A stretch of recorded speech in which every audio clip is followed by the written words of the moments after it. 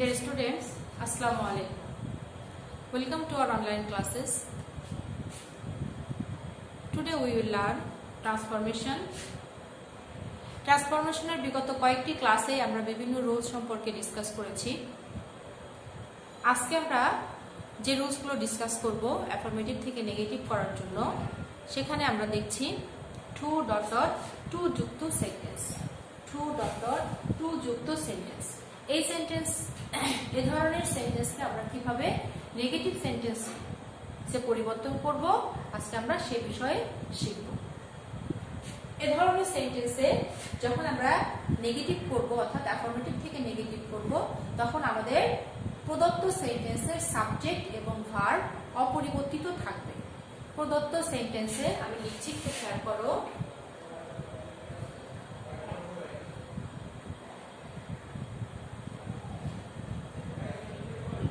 সেন্টেন্সের সাবজেক্ট এবং ভার্ব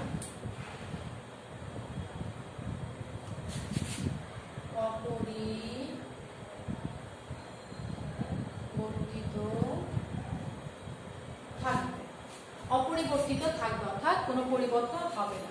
এরপরে কি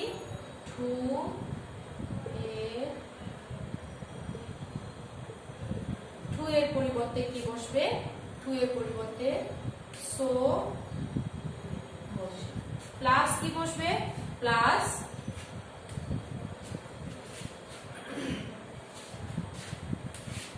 টু এর পরিবর্তে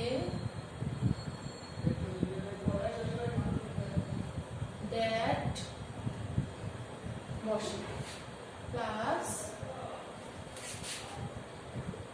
প্রথম সাবজেক্ট, প্লাস টেন্স অনুযায়ী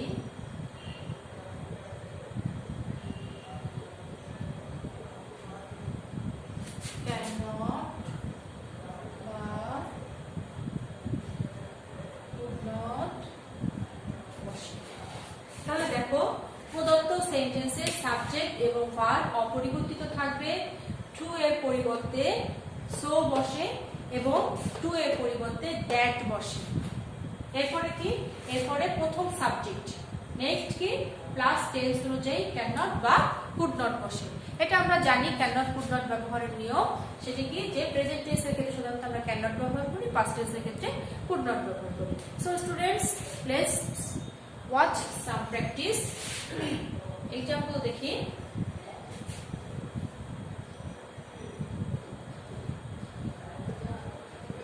The boy is too weak to walk. তাহলে দেখো, the boy is too weak to walk. এখানে দেখো, this is two, this is two, মাঝখানে ডট ডট। এর জন্যই বলা হয় টু যুক্ত sentence.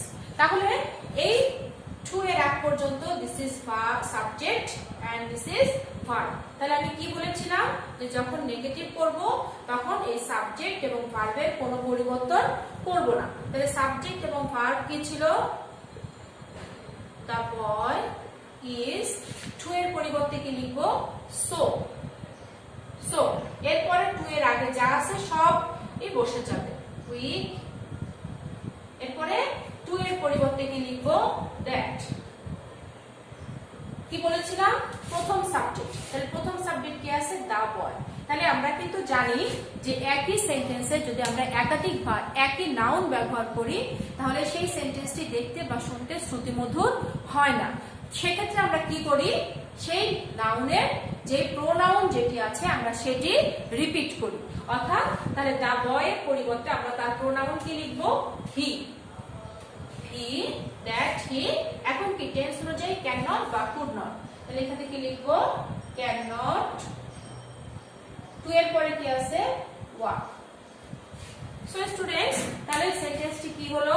The boy is so weak that he can not walk. Another example.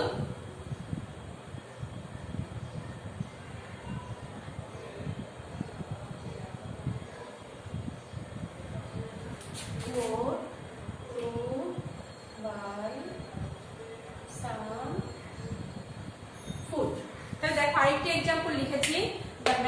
to poor to buy some food. এখানেও দেখো to dot dot to।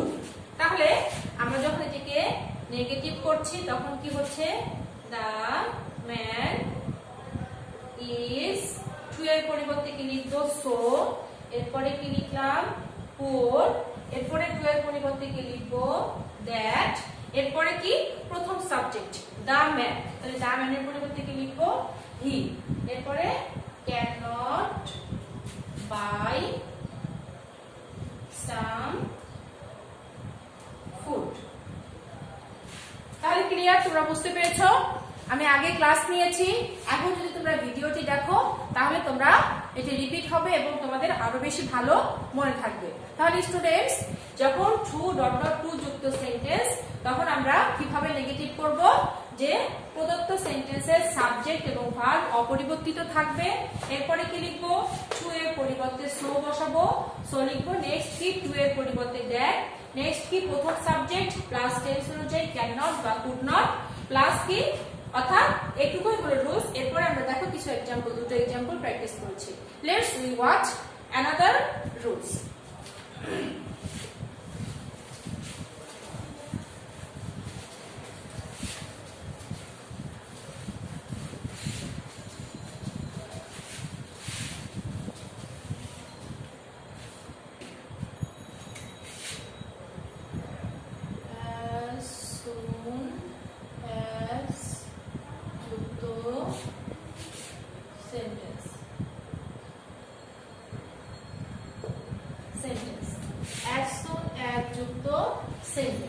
আমরা জানি যে as soon as যুক্ত সেন্টেন্স সাধারণত কি থাকে, একটি কমা থাকে এবং কি থাকে, এই সেন্টেন্সে দুটো পার্ট থাকে, অর্থাৎ কমার মাঝে, অর্থাৎ দুটো সেন্টেন্সের মাঝে একটি কমা থাকে।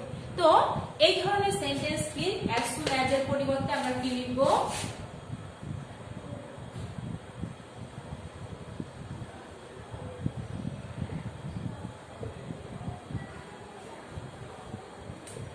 পরিবর্তে no sooner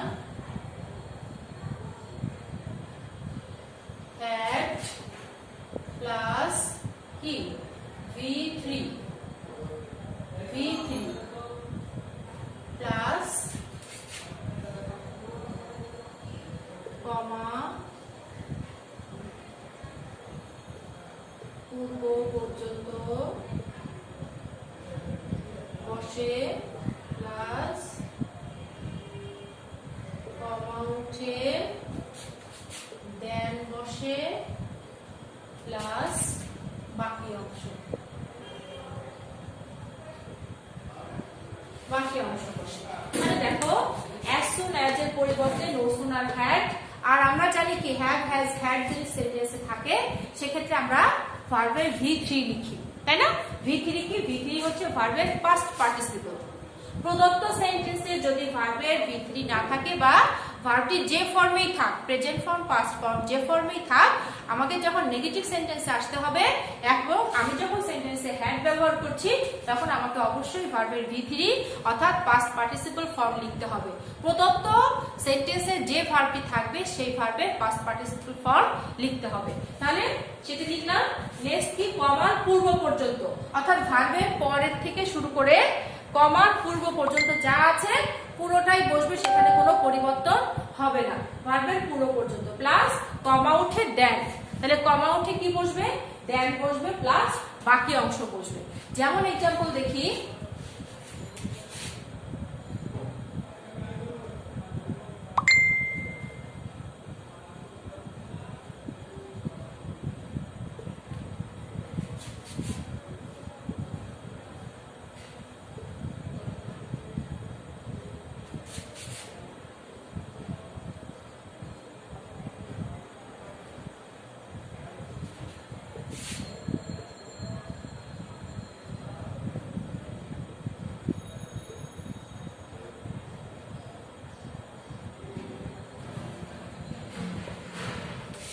দেখো সেন্টেন্স লিখেছি, एग्जांपल লিখেছি।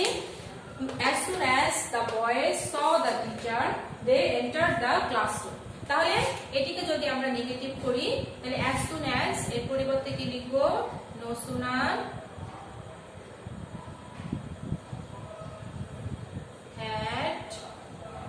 boys,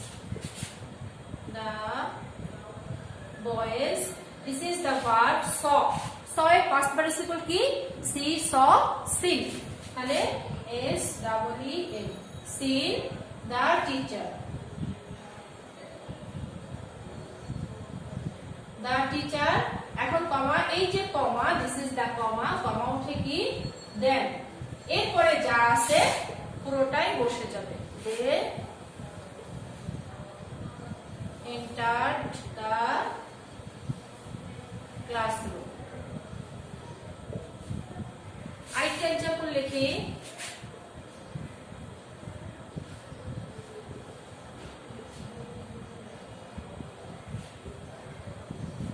the bell rang,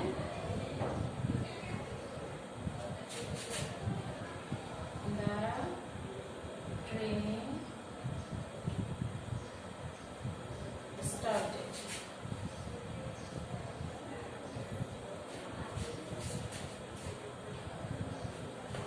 দেখো তাহলে এটা কি?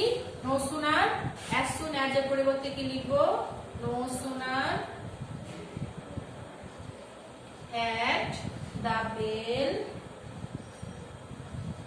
এই যে verb rang, তাহলে rang এর past participle কি? ring, rang, rang, r u n g, rang, কমা উঠে কি বসবে? then. এরপরে যা আছে পুরোটাই অপরিবর্তিত অবস্থায় বসবে। the train started, started, started. so students, নিশ্চয়ই তোমরা বুঝতে পেরেছো যে as soon as যুক্ত সেন্টেন্সকে আমরা কিভাবে নেগেটিভ করব। তাহলে as soon as এর পরিবর্তে আমরা কি লিখছি? no sooner had। এরপরে কি? যদি আমরা বাক্যে have, has, had ব্যবহার করি, এটা আমরা জানি, তাহলে সেখানে কি লিখি? সেখানে আমরা ভার্বের v3 লিখি। তাহলে v3 প্লাস কি? প্লাস কমার পূর্ব পর্যন্ত বসবে, এরপরে কমা উঠে দেন বসবে, প্লাস বাকি অংশ বসবে। এক্সাম্পল গুলো ফলো করো এবং তোমরা আরো এই টাইপের আরো অনেক এক্সাম্পল প্র্যাকটিস করো। যত এক্সাম্পল প্র্যাকটিস করবে তোমাদের এই রুলস গুলো শিখতে তত সুবিধা হবে, তত বেশি মনে থাকবে। আমি লাস্ট আরেকটি রুলস ডিসকাস করব, সেটি কি? সেটি লিখছি।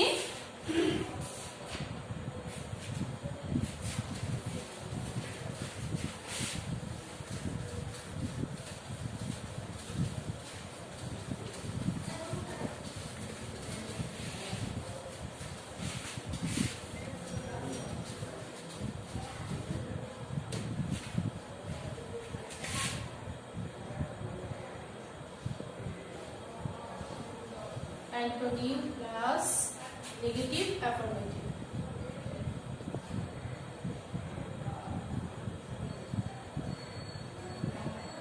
Negative affirmative. Antonym. Antonym কি? Antonym হচ্ছে বিপরীতার্থক শব্দ। বিপরীতার্থক শব্দ ব্যবহার করে কি করতে হয়? নেগেটিভ অ্যাফার্মেটিভ করা যায়। অর্থাৎ আমরা কি করব? সেন্টেন্সে কিছু ওয়ার্ড আছে, যে ওয়ার্ডগুলোর বিপরীতার্থক শব্দ ব্যবহার করে আমরা অ্যাফার্মেটিভ সেন্টেন্সকে নেগেটিভ সেন্টেন্স করতে পারি। যেমন কি? এটার তেমন উল্লেখযোগ্য কিছু রুলস নেই, এটা তোমরা কিছু বিপরীতার্থক শব্দ তোমাদের শিখতে হবে। যেমন কি? গুড, ব্যাড, তাই না? Lazy, active. তারপরে কি? তারপরে ধরো ওবে, ডিসওবে, তাই না? অনেস্ট, ডিসঅনেস্ট, এরকম কিছু অপোজিট ওয়ার্ড তোমাদের শিখতে হবে।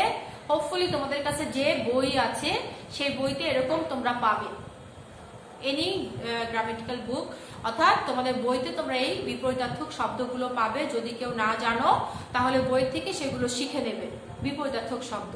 তাহলে বিপরীতার্থক শব্দ শিখলেই তুমি এগুলো করতে পারবে, প্র্যাকটিস করতে পারবে। যেমন আমি কি করছি, এটার আসলে তেমন কোনো রুলস লেখার মতো কিছু নেই, আমি কিছু এক্সাম্পল প্র্যাকটিস করছি, তাহলেই তোমরা এটি করতে পারবে। যেমন কি? He is a good boy. He is a good boy. তাহলে এটাকে যদি আমরা নেগেটিভ করি তাহলে কি হবে? He is, এরপর একটা কি লিখবো? নট দিব। Not a good. গুড এর অপোজিট কি? ব্যাড। তাহলে কি লিখলাম? Bad boy. তার মানে কি হলো, he is a good boy, সে একটি ভালো ছেলে। He is not a bad boy, সে একটি খারাপ ছেলে নয়। মানে কি, সে ভালো ছেলে। আর যদি আমরা এখানে অপোজিট মিনিংটি ব্যবহার না করতাম তখন কি হতো, তখন সেন্টেন্সের অর্থ পরিবর্তন হয়ে যেত, সেক্ষেত্রে সেটি ট্রান্সফর্ম হতো না। অর্থাৎ ট্রান্সফর্ম হতে হলে কি হতে হবে, যে আমার নেগেটিভ হচ্ছে কিন্তু আমার অর্থটি প্রদত্ত সেন্টেন্সের অর্থের মতোই প্রকাশ করছে, সেটি হবে ট্রান্সফর্ম। আর আদারওয়াইজ সেটি হয়ে যাবে কি, অর্থাৎ অর্থটা পরিবর্তন হয়ে যাবে। যেমন দেখো, দ্য ম্যান ইজ অনেস্ট, এটিকে যদি আমরা কি করি, নেগেটিভ করি, তাহলে কি হবে, দ্য ম্যান ইজ, এরপর একটা নট দিব, নট, তাহলে অনেস্টের অপোজিট কি, ডিসঅনেস্ট, ডিসঅনেস্ট। তাহলে সৎ অসৎ কি হলো, দ্য ম্যান ইজ অনেস্ট, লোকটি সৎ। আর আমি নেগেটিভে কি লিখলাম, the man is not dishonest, মানে লোকটি অসৎ নয়। তার মানে কি হলো, লোকটি সৎ। যেমন কি আরেকটা এক্সাম্পল লিখছি, is an old city, Dhaka is an old city, এটিকে যদি আমি নেগেটিভ করি তাহলে কি, Dhaka is not an new, old এর অপোজিট হচ্ছে নিউ, সিটি সিটি। তার মানে কি, Dhaka is an old city, Dhaka একটি পুরাতন শহর। এটিকে যখন নেগেটিভ করলাম কি হলো, Dhaka is not an new city, Dhaka একটি নতুন শহর নয়, তার মানে ঢাকা পুরাতন শহর। এখন দেখো, আমি যে সেন্টেন্স গুলো প্র্যাকটিস করেছি প্রত্যেকটিতে কিন্তু কি ছিল, ভার্ব ছিল, অর্থাৎ অক্সিলারি ভার্ব বা ভার্ব দেয়া ছিল। যদি দেখো কোন সেন্টেন্সে এরকম ভার্ব দেয়া নেই, ভার্ব, যে ভার্বটি auxiliary verb am is are was were have এগুলো যা দেয়া থাকবে সেই ভার্বের পরেই তোমরা নট ব্যবহার করবে, নট ব্যবহার করবে। অর্থাৎ তাহলে এই সেন্টেন্সের স্ট্রাকচারটি কি দাঁড়ায়, subject plus verb plus not plus antonymous word, অর্থাৎ অপোজিট অর্থ, অপোজিট ওয়ার্ড, এরপরে বাকি যা আছে তাই। অর্থাৎ সাধারণত কি, এই অ্যাডজেক্টিভ গুলোর আমরা কোন কোন ওয়ার্ডের কি করব, অ্যান্টোনিমস ওয়ার্ড ব্যবহার করব। এনি ওয়ার্ডের অ্যান্টোনিম, যে কোনো ওয়ার্ডের অ্যান্টোনিম ওয়ার্ড ব্যবহার করলে কি হবে না, আমরা অ্যাডজেক্টিভ ওয়ার্ড যেগুলো তাদের অ্যান্টোনিমাস ওয়ার্ড ব্যবহার করব। তাহলে দেখো, আর যদি সেন্টেন্সে এরকম অক্সিলারি ভার্ব দেওয়া থাকে তো থাকে, আর যদি না থাকে তাহলে আমরা টেন্স অনুযায়ী অক্সিলারি ভার্ব ব্যবহার করব, করে তারপরে আমরা নট ব্যবহার করব। সো স্টুডেন্টস, এই হচ্ছে আমাদের অ্যাফার্মেটিভ থেকে নেগেটিভের মোস্ট কমনলি যে টপিকস গুলো সেগুলো আমি ডিসকাস করলাম। এবং এই ডিসকাস করার সঙ্গে সঙ্গে তোমরা তোমাদের সিলেক্টেড বইয়ের যে এক্সাম্পল গুলো আছে, প্র্যাকটিস আছে, অনেক প্র্যাকটিস, অনেক এক্সাম্পল আছে, তোমরা বই থেকে সেগুলো প্র্যাকটিস করবে, তাহলে দেখবে এগুলো একদম তোমাদের কাছে সহজ হয়ে গিয়েছে, তখন আর বুঝতে কোনো সমস্যা হবে না। শুধু আমার কথা শুনলে, টিচারের কথা শুনলে সেটি তোমার কাজে হবে না যতক্ষণ না পর্যন্ত তুমি বেশি বেশি প্র্যাকটিস করছো। তো তোমাকে কি করতে হবে, you have to practice more and more and more. So students, see you in next class. আল্লাহ হাফেজ, আসসালামু আলাইকুম।